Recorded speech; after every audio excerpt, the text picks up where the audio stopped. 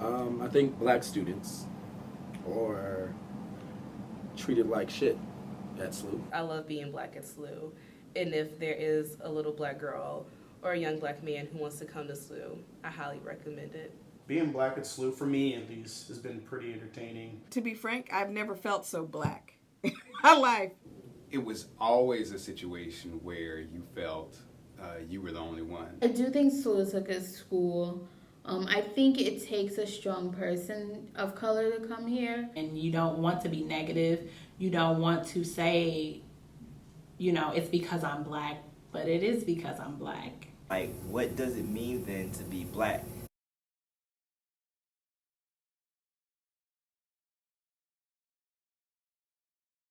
Upon arriving on campus, you could immediately notice that it wasn't the most quote-unquote diverse by way of having a saturation of black students. In high school, I came from a truly diverse school. Like, it was literally a melting pot. And so to come here, it was almost like I was out of my element. I was so ready to leave. Like, we hadn't even started school yet. This was SLU 101. And I was like, oh no, I need to transfer because I was like this close to not even staying the night at orientation because I was not fitting in. I didn't feel included. I felt awkward. I felt just like I didn't belong here. It was definitely culture shock, if I have to say that. It was just like, what am I doing here? Being a St. Louis resident, I already came into SLU knowing a little bit about it, that it was going to be extremely white, and that I would be the minority. And so deciding that I would come to SLU was a big deal for me. One, because I was still in St. Louis, and two, there was going to be that racial difference, or by numbers, there was going to be a big difference. The high school that I went to was extremely diverse and racially diverse, I'll say that. And so I decided to come. And since being here has been a challenge. It's been a tumultuous battle, a whirlwind to say the least, in dealing with racism and ignorance in general, and it has been the funnest experience. So I'm originally from St. Louis, and I went to undergrad at Pace University in New York. And so coming back to SLU, coming back to St. Louis, I'm originally from here, so I know the atmosphere in St. Louis. But coming back to SLU was a bit of a culture shock because in New York, it's very diverse. And my classrooms were like the United Nations. It was people from all over the place. And I never, maybe, for me being African American, you dealt with just in society, the overall racism or anything. But at school, it was never anything I really had to deal with. And then I come to SLU, and I'm one of 10 black kids in my 1L class. And then I meet my Asian friend, and she's she's the only Asian person in our entire 1L class. And then I was a Hispanic person, and I think she was 1 in 3, and I was out of 100 plus kids, I'm this is insane. So for me, coming to SLU was a little bit different because I grew up as a military brat, so I spent my entire life moving around every 3 years and going to a different school every single year. So for me, coming to college, I was kind of just expecting it to be just going to another school again, like I had been used to. So I wasn't really, scared like most people, where I was just kind of expecting it to be oh, I gotta make some new friends again. But for me, coming to SLU was kind of eye-opening because I had always been around a very diverse group of people. So, every school brought a different challenge. Went to school in the inner city in DC and stuff like that. So I saw a little bit of everything, but coming to SLU was weird for me, at first, because it was the first time that I had seen such ignorant white people, is a good way to put it. My first week on campus, I actually got asked, not asked, I got straight up told, oh, you're probably here because you got a lot of scholarship offers. And me being naive and 18, I was oh yeah, man, they threw money at me, it was great. And then of course they did. And it took me a couple days to realize that person wasn't saying that out of complete kindness. They were saying that because I'm a black guy at a predominantly white university. So it was kind of my first taste of ignorant white people. and I've kind of just like seen that more in my time here. It's been a really interesting adventure. Came here, was sold a university that said that they were believed in social justice, and I was moving into the sociology department, so I believed these people that were talking to me. I got here and found out that that was kind of the words that people use, but they're not the thing that we do. I guess being black here, I wasn't comfortable, and it was to the point I didn't feel included. Like my freshman year was terrible. Starting off my freshman year, I dealt with a lot of microaggressions, a lot of prejudices that I'll see, a lot of biases that I'll see. And it wasn't the funnest experience my freshman year. On the floor with majority white students, they'll ask me questions like, can I touch your hair? They'll ask me questions about, or say that you're not as black as those other kids, or they'll say that you're like a white black boy, and things like that. And so it wasn't the best freshman year experience. And it's funny, like people say, like, you don't act like a normal black guy. I'm like, what's a normal black guy act like to you? And like, it makes them like question, like, what does a normal black guy act? And like, if a normal black person acts like me, like, well, honestly, like sometimes I feel like people probably wouldn't be so, they wouldn't feel so threatened if like in certain situations. I was on an elevator one time with, books in my hand, and it was like, oh, do you work here? Like on custodial staff or something. It's obvious that I don't, and things like that, like just anger me to the point where I would question, like, do I really belong here? I did have an instance with a member of another organization that I'm involved in. I won't say the name of it, just out of respect. But I do remember and when I say he is a white male, I consider him a friend. I thought he was a really cool person at the time.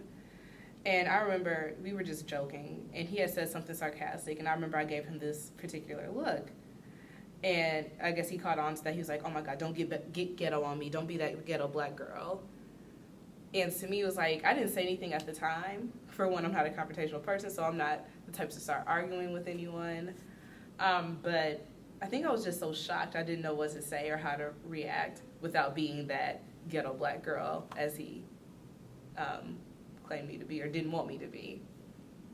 And I feel like from then on it kind of showed me like his true colors, or it kind of opened my eyes up to how people really do view me, no matter how I view myself. At SLU, it's been pretty intense.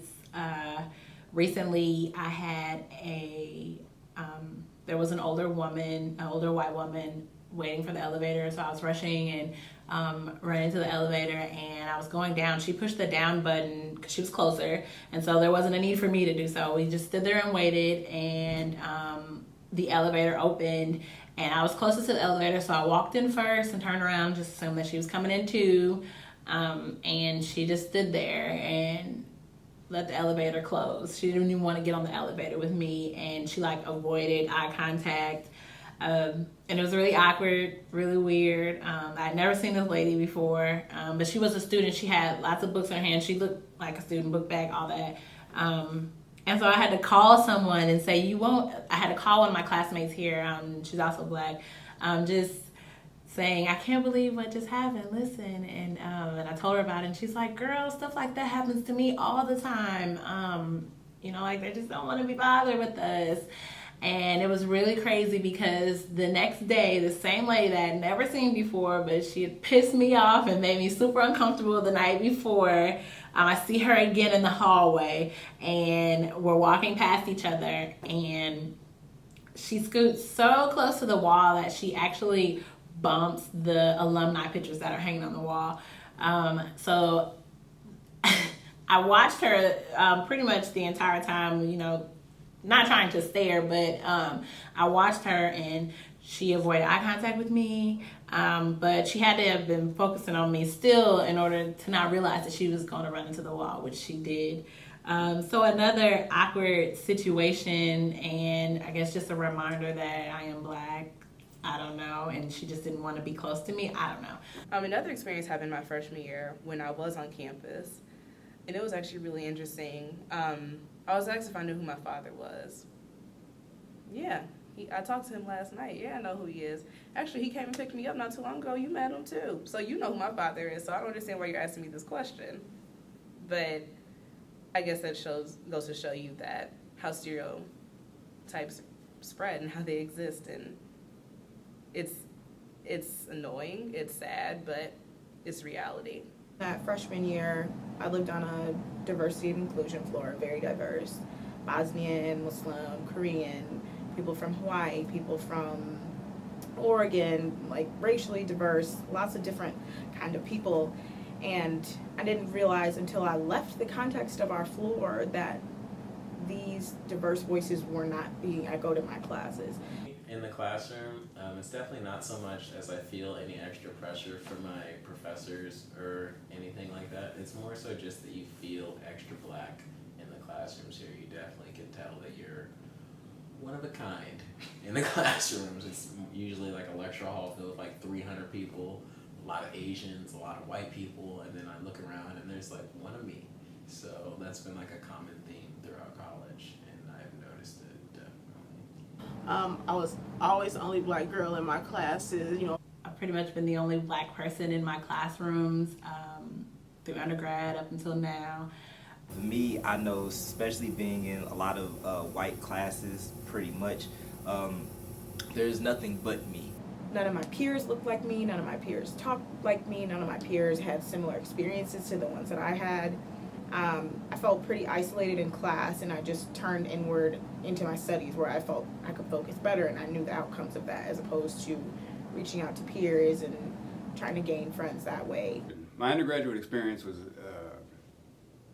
it was interesting, to say the least. As I mentioned before, there was maybe about 20 of us, and I'm being very generous in this number. I'm talking about diasporic black people too, so South Africans and people from Belize and that kind of stuff on campus at any one time. That includes the law students and that kind of thing. And so it was always a situation where you felt you were the only one. That, the things that we faced are no different than the things that students here face. So, But I was an African American student at a Catholic college in upstate New York in the 1970s, early 70s. It was this place. The students came from Long Island, New York. They came from Connecticut. They came from New Jersey. They didn't come from the neighborhoods I grew up in, and it was at a time when we had a black house on campus, and we had things that were supposed to make us feel a little bit more okay on campus. But when we went into classrooms, we were the sole voice in there. In College of Education courses where I am the only black woman there, and I'm oftentimes required to speak for my race, which I think is very inappropriate. And if you're an instructor, you're supposed to be trained in cultural competence, and you're supposed to have a clue about how to not tokenize students, and I feel like none of the faculty in the College of Education have that. If there are maybe two I can think of off the top of my head that are more sensitive to that. And I'm also not the voice for every black person. That really, really bothers me. I can speak for myself and myself only. So don't ask me how I feel, how my people feel. I don't know. There's too many of us for me to tell you how they all feel. Being asked to speak on behalf of Black America, that happened frequently. When the conversation came to slavery, everybody would turn around and look at you. When the issue came to civil rights, they would check with you to say yes. I remember somebody being in a course. This is a white woman who had gone to South Africa and was talking about apartheid South Africa and talking about Mandela and this kind of thing. And she kept looking at me to certify that she was right. I had never been at that time to South Africa.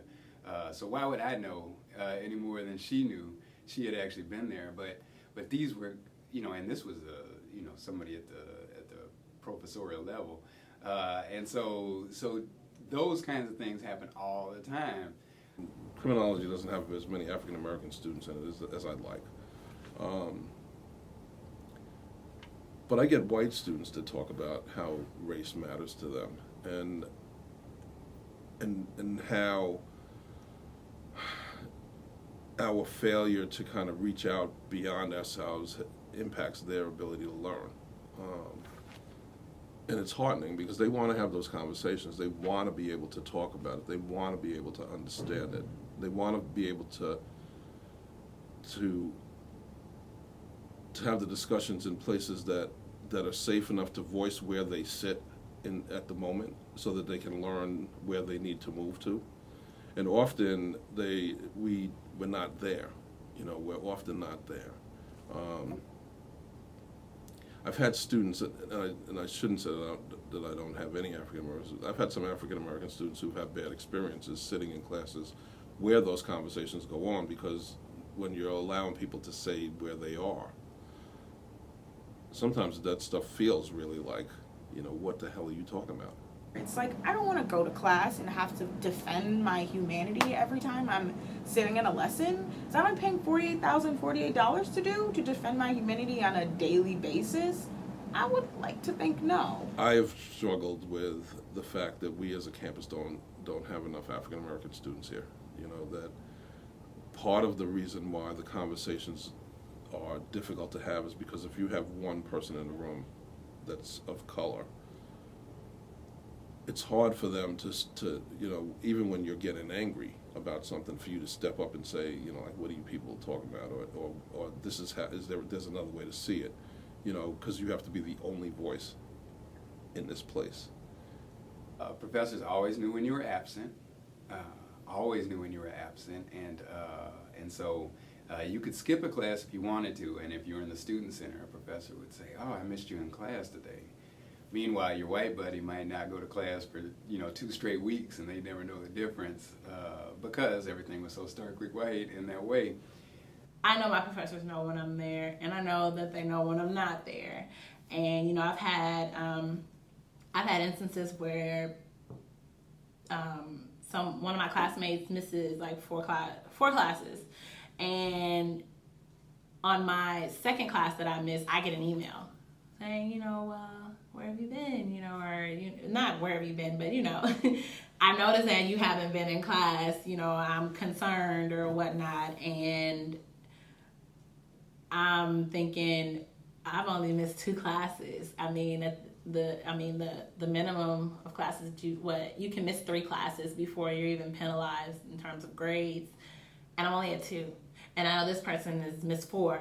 I wonder, did they get an email, Not only are you focusing on your exams, not only are you focusing on, these concepts, these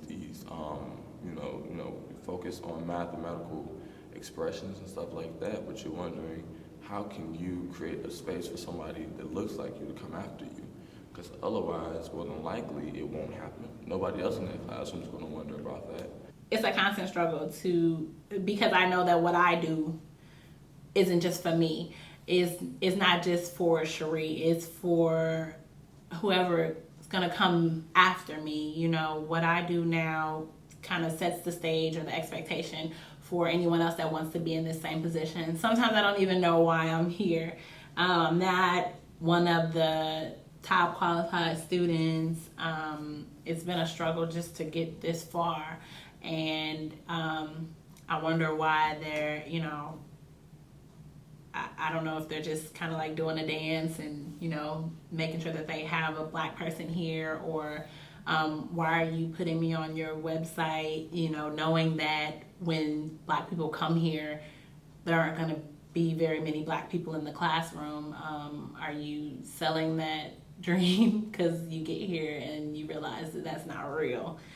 In general, it's hard to be a minority here because the minority students are so few, but sometimes we're not even all on the same page, and so you don't even get that sense of community within the minority student because some of those people have decided, that it's easier to push away some of their minority-ness, that's not a word, but to push that away and be just like one of the white students essentially, and not really identify with the minority students, or not be a part of those organizations, or not represent themselves. And so it's hard for us to all be on the same page sometimes. And for me, I guess racial problems, the only ones I really ever had was feeling sometimes not black enough around black people, and then feeling too black around like my white friends, because my major is not your typical, it's not your typical black person major, I guess what you could call it. Like people are always like, hey man, why aren't you taking this AFAM class, or why aren't you doing this with me, or why aren't you doing that with me? And I'm like, oh well, I'm doing my thing over here. And then they're like, oh, why are you doing that? And then it's the same thing with people of the other colors. So it's been kind of I've always had that problem of kind of like not being black enough with black people, which has always been kind of a difficult thing for me, because I don't know how do you define black? I guess you and me define black differently. I wasn't like really involved in like too many black activities on campus, like BSA and all that stuff. Because at the time I was just trying to like focus on my major and like what I wanted to do. Then we can go back into trying to maintain myself within the black community, and that's this whole different set of issues and things of that nature. Because then a lot of the black people, they're very pro-black, so a lot of them want you to be part of, like, say for instance, the African American Studies, not just department, but just the issues in general. And so even if you feel like you don't have too much of a say within those things, you might actually get backlash for not being part of the movement, for not being part of what everybody else is doing to try to create that black voice here on campus. I got involved in AIMS, African American Male Scholars Initiative.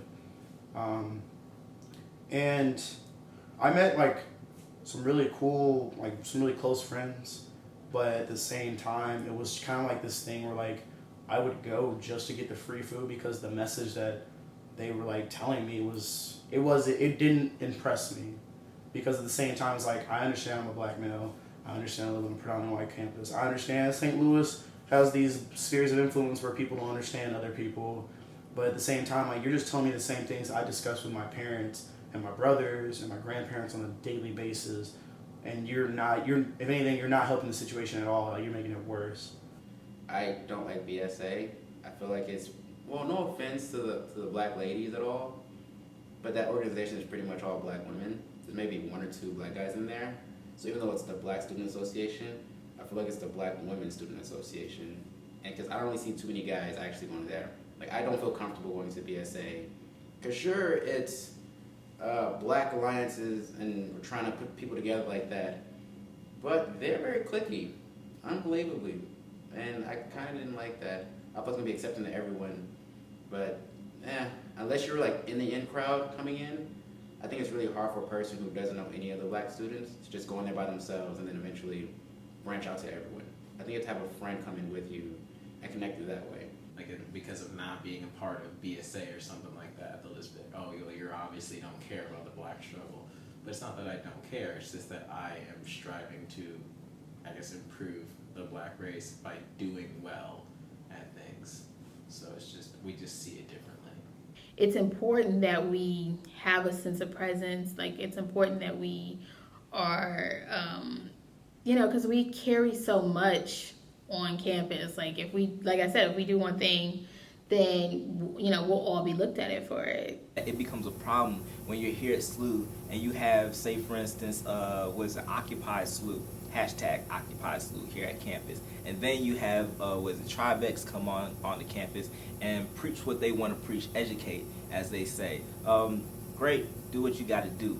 My thing, though, is that when the white people fear you and they don't know what to think about black people at that time, and they then, I guess, confirm their aggressions against black people by confirming what they have seen and spoken with Tribex, it's harder for me to have those conversations within white people then too, because those same ones who are willing to talk to me may not want to talk to me because of that. They may just view me as, oh, damn, he was out there with them.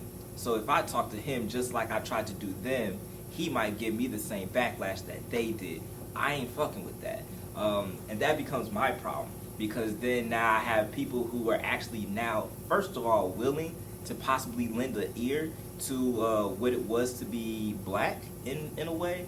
Now they don't want to give me those conversations. Matter of fact, it's the funniest thing. After Occupy SLU, I, matter of fact, got shunned a little bit by some of my white counterparts. It wasn't until like later after Occupy SLU that some of them felt a little bit comfortable to even say hi to me on campus. There's no standard to what it means to be black, and so you commonly see some students saying You need to be X, Y, and Z to be black, and others saying, I'm not X, Y, and Z, but I am black. And so there's a division there.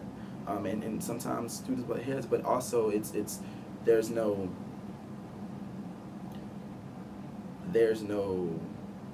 institutional efforts to gain greater understanding from white students as well of what it means to be black. Because when you have so many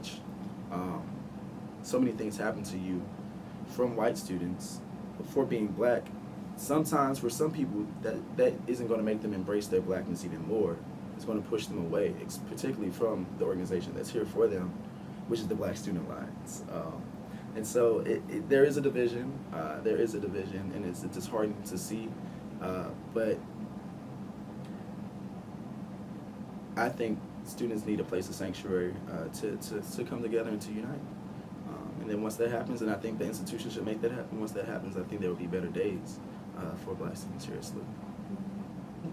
Emotionally black students need a safe space to process their identity, their microaggressions in the classroom every day, things they might not have even considered processing. I don't think there's a space for them to do that, and I think it's kind of a disconnect between things like that, if that makes sense. So I don't listen to quote unquote white people music. I like my rap, I like my R&B, I like your quote unquote gangster or thug music. That's what I like. And so sometimes I find myself, like last year I used to do it, and like even I found myself this year, I used to like find myself like monitoring what I was listening to, making sure there wasn't too much of the N-word going on, so like people, didn't think that I was, oh, she's one of those black people. But then after I was like, they play their music around me, like I should be able to play my music around them. Like I knew that I couldn't be like I was back at home. Like baggy clothes was the thing. I used a little bit more slang when I'm back at home. And I talk a little of this, talk a little of that. But here, I didn't really want to scare people off, because I went to a predominantly white high school, and I had the same kind of experience where if I started off like that, you're kind of in the back burner for about half the semester, and then you kicked on. So I wanted to be accepted from the start. And so yeah, at the beginning of college, I did change my ways and try to fit in. I mean, I didn't start wearing Sperry's and that kind of ordeal. That's not my style. But I did try to change the way I speak. I try to keep my hoodness away from the SLU's campus, because I don't want them to like be scared off. But coming into this year, being a senior, and after seeing the real world and talking to a lot more people, I'm just me. And yeah, I scare a couple people now, but I'm okay with that.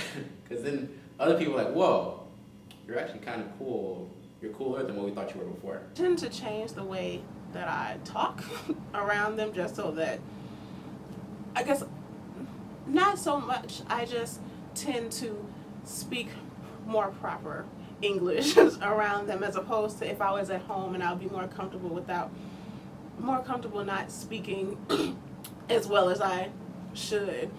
But I definitely feel like there's like a limit that I have to, like, there's a cap that I got to put on here at SLU, just so I'm not, one of those, that came from 2 blocks down.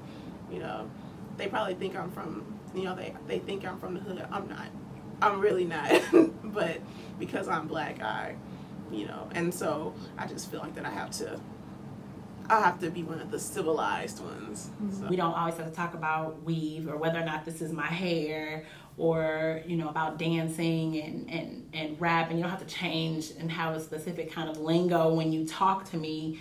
I can have an educated conversation. We can talk about politics, we can talk about anything except my weave. It's just, I guess people just don't realize that they're telling me a lot about themselves by the way that they talk to me. And they're thinking it's cute and it's, it's real subtle or whatever. I'm sure that because she's black, this is the kind of conversations that she has. I want to show her that I'm hip, I understand how black people, and half the stuff I don't even know what you're talking about. It's just, clearly this isn't my hair. My hair was short last week. No one grows this much hair in a few days, so it's like, if you're gonna talk to me, let's talk about something else. Cause now you're pissing me off. You're irritating me, but you can't be like, you're pissing me off. You can't have an attitude, so it's just like you constantly have to draw yourself back. and it's so annoying. Like, it's just annoying. Whenever I have to go to class, I like the waves in my hair. That's just something that I like to do. Thing is about that is that I have to wear a do-rag to make sure that those waves come out consistent and, full circle, very circular and all that good jazz. Thing about it, though, is that you understand, well, at least I understand what it is to wear a do-rag, especially within a community that has their own perceptions about black people already. Wearing a do-rag is not looked up upon. It's very looked down upon.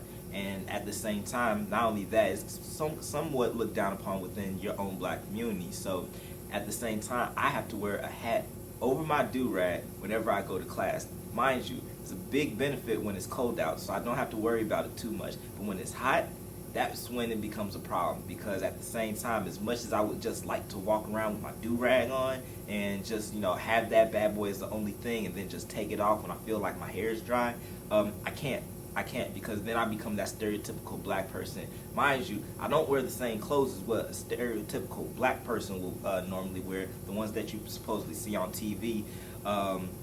But at the same time, what if I did? So then I'd be just another one of those black guys walking around campus with the same clothes on, with the same do-rag on. So already, they're probably going to already have a notion of who I am without actually having sat down in class with me, to be in a group with me, to actually study with me, to actually get to know me. When I'm around like my predominantly white friends, it's just like, like maybe I do pronounce. I basically talk how I talk to my grandma, since my grandma corrects everything I say. I just would talk like, I probably say a lot more politically correct things, because I have to think like, what's politically correct to say in a situation. I still sometimes always screw up. But then like, when you're around like black people, you feel like, but it doesn't even like matter like if it's just black people, because like Nyrie's my roommate, and like our conversations go from like the newest music that Rick Ross put out all the way to like the old history lessons, or like the Nicholas brothers and Cab Calloway. I showed him that video yesterday. He was blown. His mind was blown. They're great tap dancers, by the way. Or all the way to like the discovery of like new elements that will happen if we like do space exploration. So I think it really just depends on like the kind of black people I surround myself with, because with Nairi I can talk about anything, and same for like my family. But there's other people I just feel like my conversations are very limited, because like I don't know how they think personally, so I probably can't bring up how I feel about space colonization, Jupiter. Like I probably then we need to get on that though. We do need to get on that, because that's for you. Yeah, but that's a different story. But yeah, if I try to put in one sentence, it's that yes, I do speak differently in different spheres of influence, but it's not just because like they're this way, or they're that way. It's because of like, I guess it's more complicated than what people make it seem. I constantly have to think about how I move, how I talk, what I talk about, how I dress. If everyone else has to be 5 minutes early, I need to be 10, 15 minutes early. I need to have no other flaw. I have no room for error. We don't have it like that. It's while you hear stories about bad things that people have done in interviews and how, it's like they still kind of got through. If I would have done that, there's no way I would have gotten through, and then I probably ruined it for the next person, because that assumption has been made. So I'm different in the sense that like I'm older, and that's exhausting, having to like monitor your blackness. I am who I am, and like I'm not going to dilute it for anybody. I'm not going to change or anything. This is who I am. So I personally don't. One thing I might do is just when I would normally say something, I'd probably just stay silent, because it's best to, if you don't have anything nice to say, stay silent. So that's something I would probably do. But in class, no, I feel very free to be myself. And that's part of the reason, because I think, like, I don't think that the person sitting next to me is no more superior than I am or anything like that.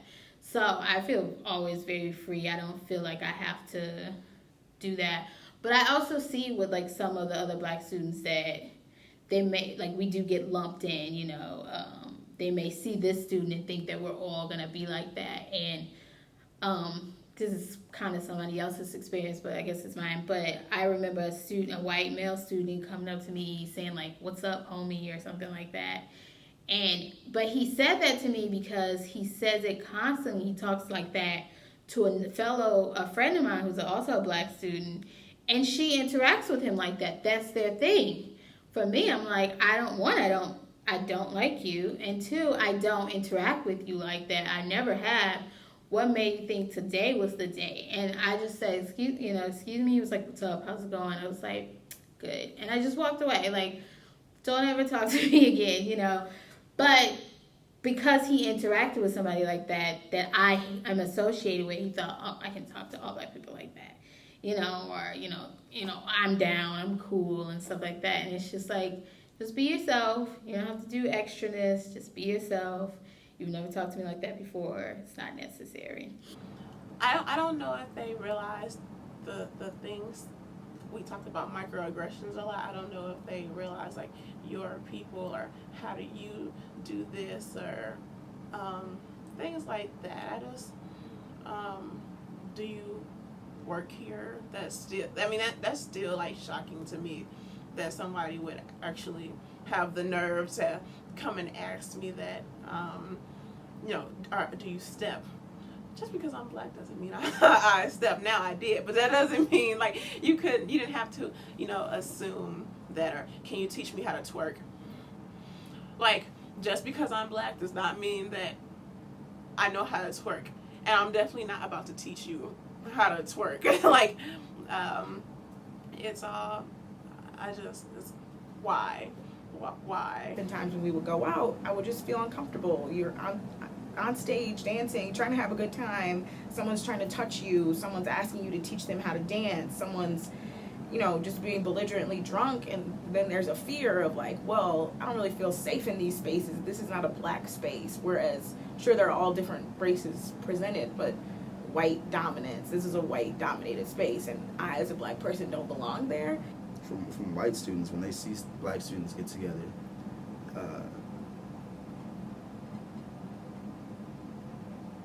they don't want to be a part of it at all because of the, I believe, the implicit racist things they believe about black people, and that it's not something that you can, or this group is not something that you can be a part of because you don't look like this group. There's a lot of conversations that I never have. There's a lot of invitations that I never get because I'm black. Because people don't normally click to me. No one here looks like me. And you're constantly reminded, well, don't click with other black people. Then it seems like then there's a click. It's not a click until it's black people clicking together. Then it's like, oh, you all just want to be in your own little space. No, it's because you all haven't invited us to our space or into your space. Or when we're in your space, you make us feel this small. You make us feel like, oh, well, you're just whatever, thanks for bringing in your friend, My sorority sister kind of told me of the time when she was wearing her letter, she was approached by someone who was in the Pan-Hellenic Council. And they were just asking her, questions about the sorority, which is fine. We don't have problems answering questions about Greek life if you're really interested. But they were more so like, well, what do you do? And why are you relevant, kind of? Or just like, why do you distance yourself from everyone else? We've never really distanced ourselves or anything. And one thing that I think I can connect with to her story is just that some people within the IFC and Pan-Hell always look at us as less than. Or when they do look at Black Greek life, they think it's just all about stepping and strolling, which I understand that is very prominent. It's advertised in movies all the time, but that's not what we do. There have been times when my council has been asked to only participate with them, only just to step. And I know most members of my council felt a certain kind of way about that, as if we're not your entertainment. We're not. These experiences, through these hateful experiences, through these experiences where it's extremely racist, it's and overtly racist as well. Students don't want to live through that, and it doesn't help when you graduate and you look back and say, I had a horrible experience, or I had not a satisfactory experience, while you're paying almost $50,000 a year to go to this institution. And students say, white students say, you need to leave if you don't like it, which is racist in of itself. But I deserve to have a great experience at a campus that I'm paying money to be at. I have never felt blacker. And I'm so proud to be black. It's not even funny. The more Afro I get, the better, the happier I am. But it's like a mixed bag. Like, people are judging you in a way that is affirming, and judging you in a way that is born out of fear, I guess. So they believe that black people are stupid. They believe black people are violent. They believe black people are just militant. They believe black people are unworthy. They believe black people shouldn't be here. And you see it through the last protest we had on campus, or demonstration with the Occupy Salute movement. And we have community members known as Tribe X coming to the university with SLU students, in particular black SLU students. And through all these conversations, you hear it in their voices when they say you don't belong here, when they say you don't pay to be here. When black students have built this university, black people have built this university and continuously to add to this university. And you see this through their privilege of not even having to expose themselves to this or to what occurred on campus over the last week. But it's really bad, the ignorance, people feeling comfortable with saying ignorant things out loud, and as a black person, I'm left to just figure out how to deal with it. And my natural instinct is to be angry and to want to curse them out, make them feel bad, make them feel as small as they made me feel when they said the comment that they made. But I guess recognizing the position that I'm in, it's like where you want to kind of draw back from that, because if I do come off as this angry, violent person, am I only confirming what they think black people are, or how we react? So I guess I've kind of like channeled, my energy in a different place. Like I said, I'm outgoing. I'll talk to anyone, I'm excited to meet new people. And when people do or, say ignorant things, like I feel like it's my duty to correct them. Being black at SLU, I think I've said this before, but you definitely know you're black. And what I mean by that is how people view you. Growing up, my parents, my aunts, uncles, family, they always told me that, you're black. This is how people will view you. So, just be prepared for the worst. And growing up, I was like, okay, yeah, I'm tired of hearing this. Okay, whatever. Things are better now. We have a black president. Whatever. Of course, I knew racism existed, regardless of the fact that we had a black president or not, or the fact that I can go to St. Louis University. But when people view you and they ask you those stereotypical questions, or they talk to you as if you are less than, then you realize that you're black. Then you realize what your parents told you, what your family told you is right. Being black is not a problem. It's not, it's not an issue. It shouldn't be an issue, and I shouldn't have to tolerate ignorance in order to make it through.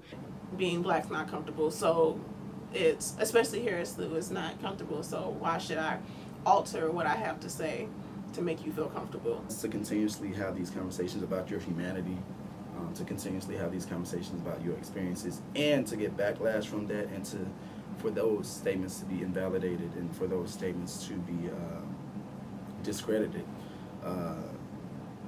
It wasn't a great experience. It wasn't anything that I enjoyed. You've already chosen not to see my humanity, so why should I in turn try and relate with you on this level? Being black in a predominantly white school is a lot of work. And it shouldn't be work to just be who I am. I think we've lost students here, to African American students, to not only the finances of it, but this is just not a comfortable world. It's just not a comfortable world. And, I've had students tell me that they would leave if it wasn't for the fact that they had, they got money. And, I'll make it through this. It'd be nice if black students could come to school and just focus on their studies. But black students are charged with being soldier students. That is, they have to be soldiers on behalf of a cause, whether they want to or not. Soldiers on behalf of a cause for black freedom and students. And as we discussed before we started taping, it takes time to do both. And that's a burden that you have that other students may not have. Like I said, diversity is important to me, and I wish I would have looked into that. So if that's really important to you and that's something that you definitely want, it's not at SLU. It's just not.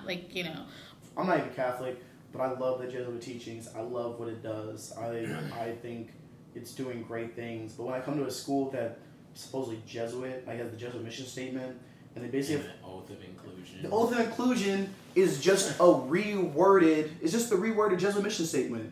They threw diversity all over the. You can't just vaguely throw diversity out there and then say throw SLU every now and then. Mm-hmm. If it's the Jesuit mission statement, the oath of inclusion is the Jesuit mission statement. And if those two can't be together, then you're not a Jesuit university. Yeah. Honestly, I'm not even Catholic, but I probably do. I love community service. I just love serving the people. And I think maybe when I go back home and I tell my parents it's Loyola brainwashed you, but they like that. They like that I want to be a man for others, and it just sucks that I go to a school where there are men and women out there that don't want to be for others. It defeats the purpose of going to you might as well go to a state school. At least they probably have a little bit more respect for each other. Mm-hmm. God damn, man. Coming here and graduating, I think, makes you so strong. This is honestly, you're coming to SLU, you're probably going into a field, you're going to have a career, and most likely your career is not going to be filled with black people, it's going to be filled with white people. So this is how life is. So you can get through 4 years here, you can make it anywhere. You can make it anywhere. I'm tired. Black students are tired of the experiences that we face, the racism that we face, the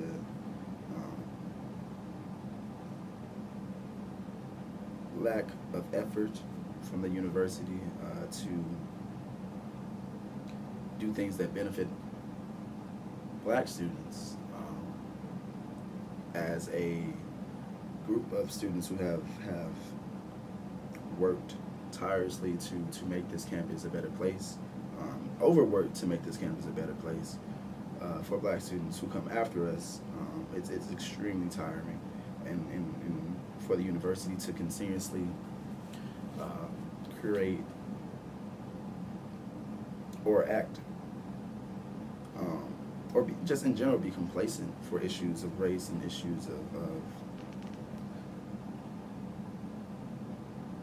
of equality and equity is something that should be done on their end, because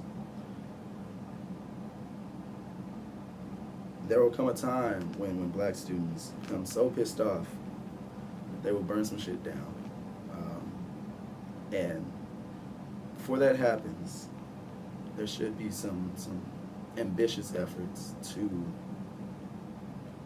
better the lives and the experiences of black students here at SLU.